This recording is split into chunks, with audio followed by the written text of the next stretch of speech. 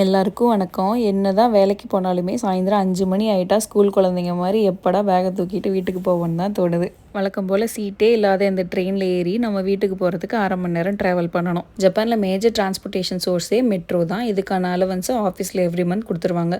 நம்ம இந்த பாஸை மட்டும் இந்த கேட்டில் ஸ்வைப் பண்ணால் அந்த ரூட்டில் எத்தனை டைம் வேணால் போயிட்டு வரலாம்.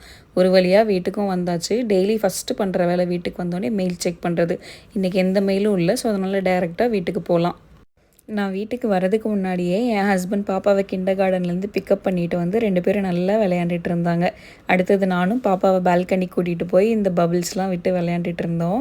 காற்று நல்லா சிலு சிலுன்னு அடிச்சுது. அதனால் எதாவது சூடாக குடிக்கலாம் அப்படின்ட்டு நண்டு சூப் வைக்கலான்னு பிளான் பண்ணோம். குழந்தைங்களும் சாப்பிட்ற மாதிரி ரொம்ப ஈஸியாக 15 மினிட்ஸ்லேயே செஞ்சிடலாம் இந்த சூப். நெக்ஸ்ட் வீடியோவில் ரெசிபி ஷேர் பண்ணுறேன், ட்ரை பண்ணி பாருங்கள். நமக்கு மட்டும் கொஞ்சம் பெப்பர் எக்ஸ்ட்ரா ஆட் பண்ணிக்கணும். மசாலா ஸ்மெல் எதுவுமே இல்லாமல் ரொம்பவே சட்டிலாக நல்லா இருந்துச்சு. இன்னொரு வீடியோவில் பார்க்கலாம். பாய்.